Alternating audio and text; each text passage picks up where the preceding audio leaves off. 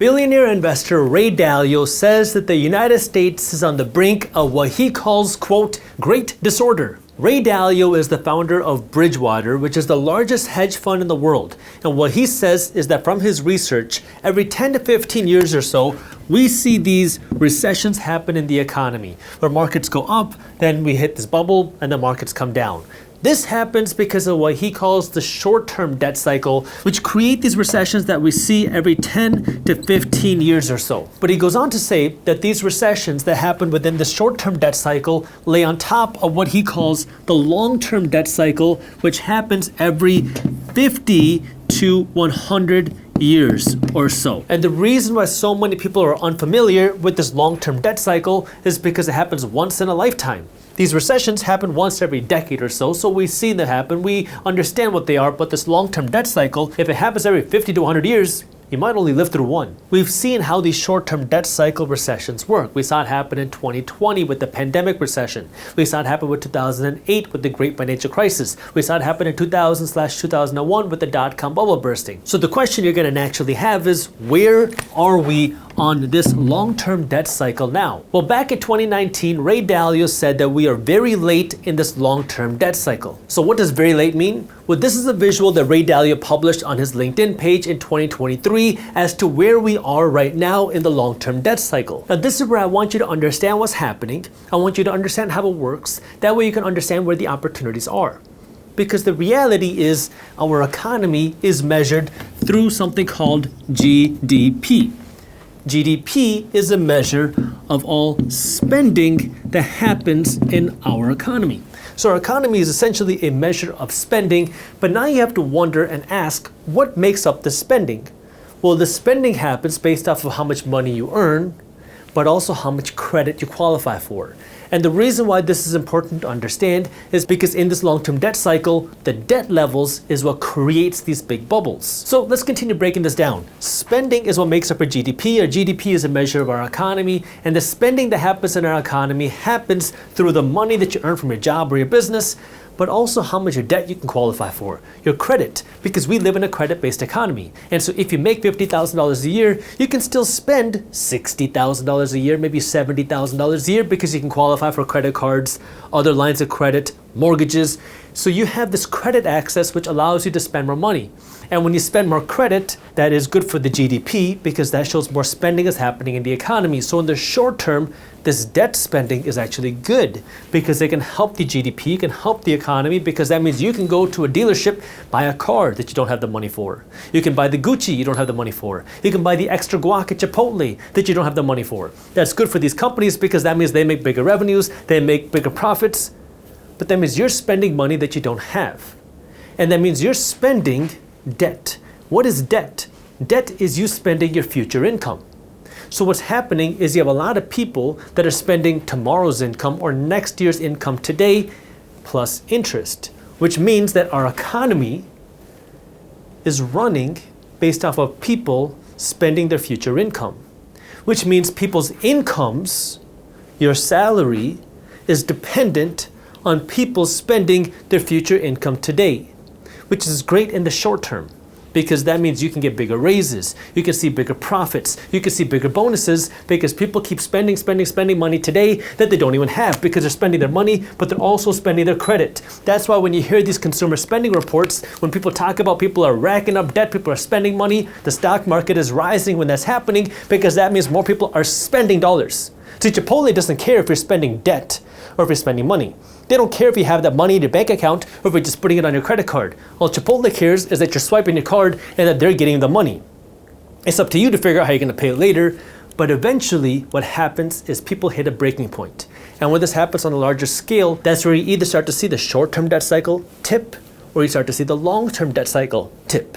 Now, as a reminder for you, if you are interested in staying up to date on what's happening in the financial markets, my team at Briefs Media publishes a free daily newsletter called Market Briefs, where every day my team is breaking down what's happening in things like the economy and the stock market and the housing market and the crypto market and the global economy into a fun and witty and easy to read newsletter. It is completely free, and we have hundreds of thousands of investors that read Market Briefs every morning to stay up to date on what's happening in the financial markets. So if you want to join for free, all you gotta do is click the link down in the description below to join. Now, to understand where we are in today's long-term debt cycle, you have to understand how do we move throughout different phases of the long-term debt cycle, because the way that it works is when people are spending their money and they're spending their credit, we're going through a growth phase. And then when you hit the tipping point, when people spend all their money and now they're maxed out on their credit, they've spent all their debt and they can't qualify for new debt, that's when you start to hit the breaking point. And now people have to spend their money not at Gucci, not at Chipotle, not at the mall, but instead they have to spend their money paying back their debt.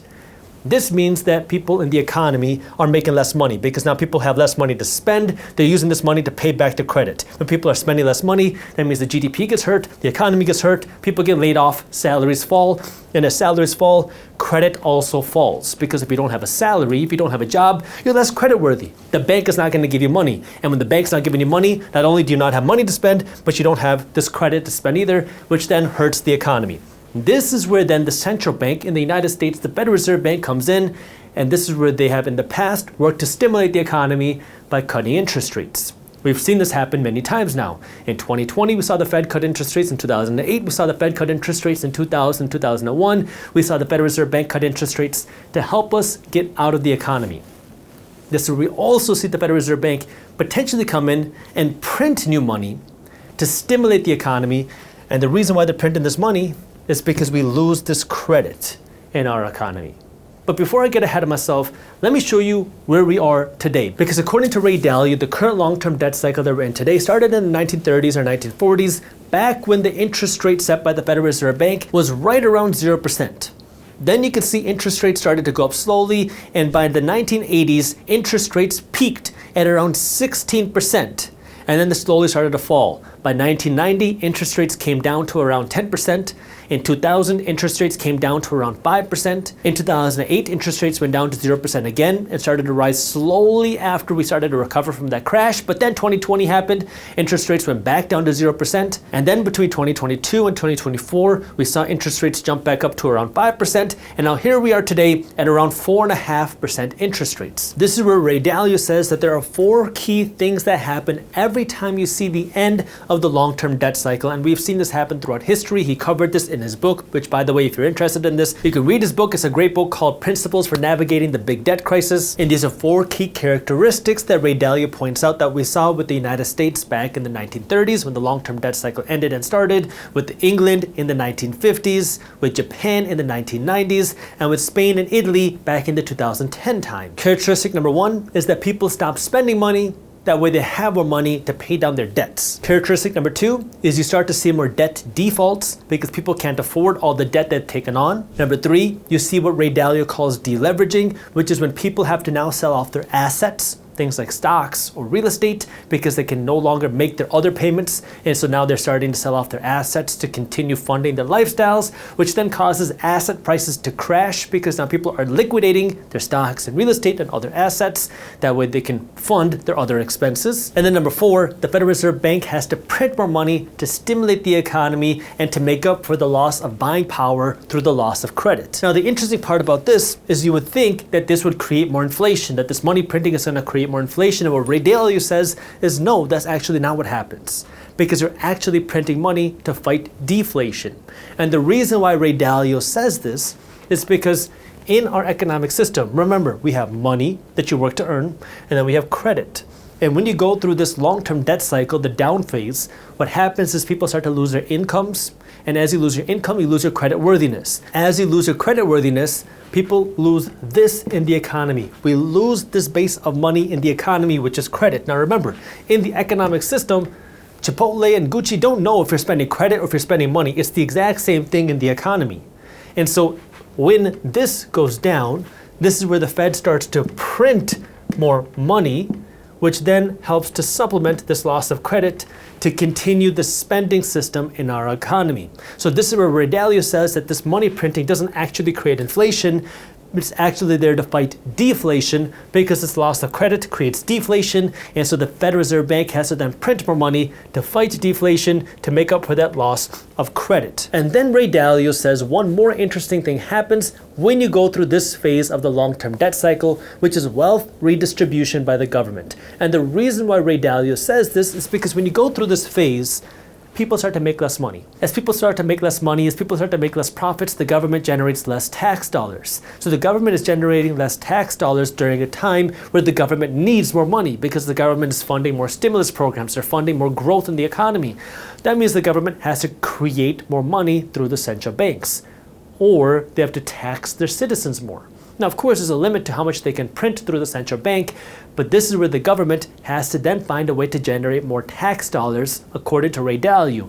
And this is where what Ray Dalio says through his research is that in history, what we have seen happen is that this is where now the government will then impose higher taxes on the wealthy as a way to then redistribute that wealth because, well, the government needs more money in order to fund these stimulus programs as people are making less money. So the government needs to spend more money during a time where they have less income coming in because people are making less money. But this is where Ray Dalio gives a caveat that all of this has to be done in balance. Because if the Federal Reserve Bank starts to print too much money, well, then you risk hyperinflation.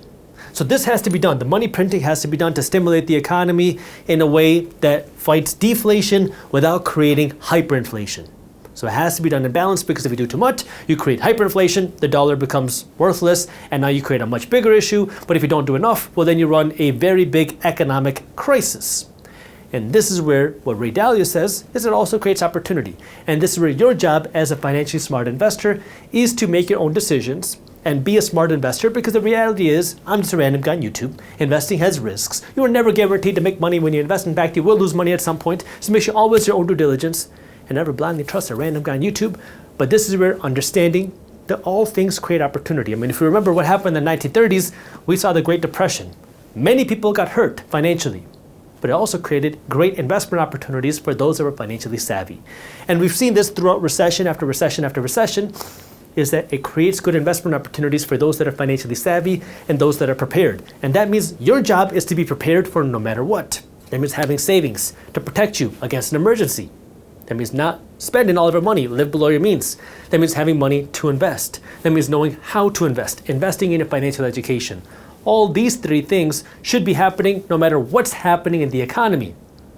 But then understanding that if things go wrong, which they will, we know recessions happen. We've seen 16 recessions in the last 100 years.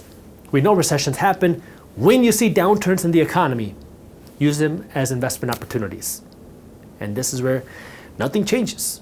Look for the opportunities, because opportunities are where the wealth can be built, but that requires you to stay calm when everybody is panicking. And now I want to hear from you. Now that you've heard about this long-term debt cycle, is this something that you agree with?